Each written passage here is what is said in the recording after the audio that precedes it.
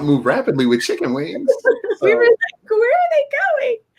That was so fun. I'm so glad you came to homecoming. I'm so glad that area has changed a lot too. So even thinking about, spots that probably have craft brews. Like KG and I did stumble upon, it's like a theater, and they definitely had a few on draft. And we were just like, what is this place right now? Hampton is not the same.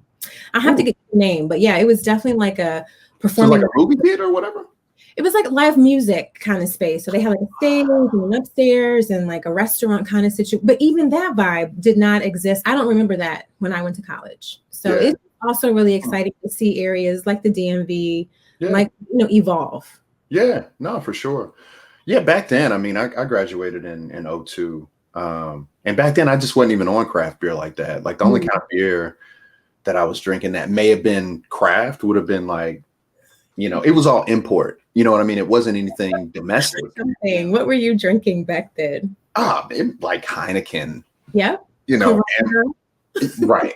Amberbach, I think, was another one that was kind of like, ooh, this is fancy. You know what I'm saying? It's not like a Coors Light or, all of the light beers or whatever. It wasn't a Corona, but like back then, it was like a good thing if you were drinking imports.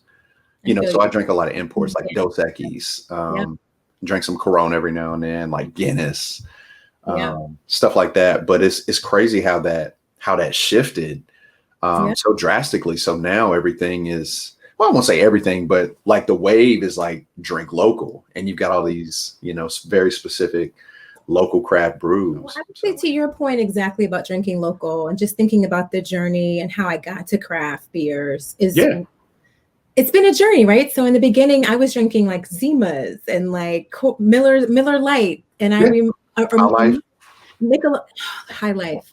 Michelob Light was another one of Michelob, then Michelob Light was another one. But to that point of that 757 area, I feel like a lot of folk in like Williamsburg used to work at Anheuser-Busch. So there was definitely access to more of those like local beers. But I mean, I remember drinking Michelob out of like a bottle, and it had kind of a different shape to it. And I thought I was just so fancy. Be sure to visit flydialogue.com to find out more about us, including our radio station where we stream hip hop 24/7.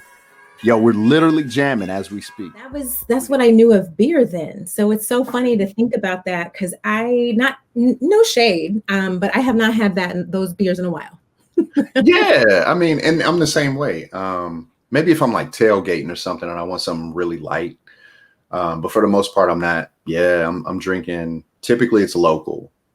Something local, something a little heavier, with a little more taste, a little more riskier or adventurous. All of that stuff like that I drank before, I would classify as just like mainstream or middle of the road. And now it's like way more, just a lot more flavors, man. People get a lot more adventurous now. And push the envelope, you know what I mean? I don't know, it's fun. It's more of an experience now, or maybe it's not more of an experience, just a different experience. So that's really interesting to think on. I mean, I'll just add to, after I left the East Coast, I ended up in Wisconsin for a few years.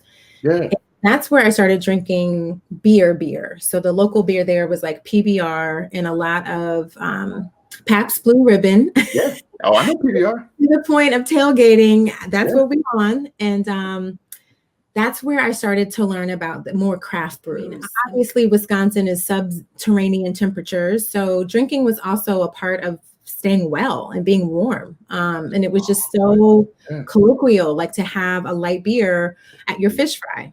So there's this interesting dynamic too around just culture. I mean, you would look at some of the church picnics and they would be sponsored by Miller Lite, and I'm not kidding. Oh, wow. It's a part of the culture. Very, very interesting. I was like in Kenosha. Oh, yeah, Kenosha. Okay. Going. Oh, I was deep in the Wisco. Nice. So that really helped me get into more locally brewed, locally sourced craft beers, that were really exclusive and unique to the area. And like you said, it is a communal experience. Like it's definitely more than just being a beer drinker. And then to the point of who might saddle up next to you or wherever you go and what you order, it's like, oh, you like stout? And it's like, yeah. I don't know what it is, but it just immediately is inviting to conversation and and dialogue, no pun intended. But it just, I don't know what it's like. Oh man, that looks good. Like, what is that? Like, I find myself doing that. I find myself kind of doing that anyway. Like, yo, what do you got, man? That looks tasty. But in that space, for whatever reason, it's typically welcome too. Sometimes it won't be welcome. You know what I mean? Folks are like, yes, this, and then they, on about their business. Right. But I can't tell you, probably can't even count the number of times I've just struck up conversation with folks. Folks start joining the conversation. Like, next thing you know, you got a crowd of folks that you obviously didn't come with, but you're just kind of bonding, man, those connection points. So. Right. I mean, that was like at the Brew Fest I mentioned, our local radio station before COVID had a huge Brew Fest, and it's been obviously not happening for a few years. So this year it was back, and it was so nice. It was interesting. I mean, it's obviously a different vibe, but to your point of striking up conversations, brewmasters were really eager to talk about what they had on draft and why, and really pulling out those like seasonals or like a limited edition. But I think it was really, to your point, like, A, we haven't seen the humans in a while, and B, like, there's a chance to really sort of tell a story or to talk more about why this beer, or you see the brewmaster who is brewing your favorite and you get a sticker and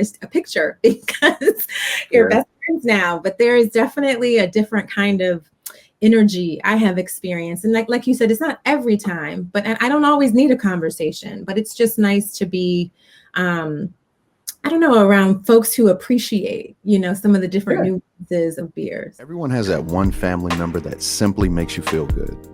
For Amarian and Heather Lee, it was their Aunt Deborah. To celebrate her, the Lees created Aunt Deborah's Favorites, products that make you feel good and appeal to your five senses, such as scented shea butters, candles, foam soaps, and more. Fly Dialogue is proud to partner with Aunt Deborah's Favorites, so be sure to visit their website. That's auntdebfaves.com. Buy one of their gift boxes and share it with someone that makes you feel good, just like Aunt Deborah.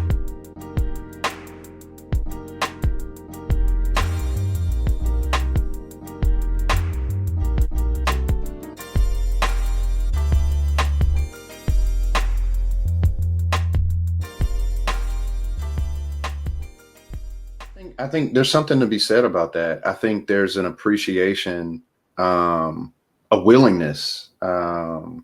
It's like it's to be expected. It almost, not that it's a networking event, but it's like the space just feels, I don't know, very conducive to just chatting it up. I mean, I guess bars feel like that too in general, but it's something about it, man. I don't know. It's very nuanced.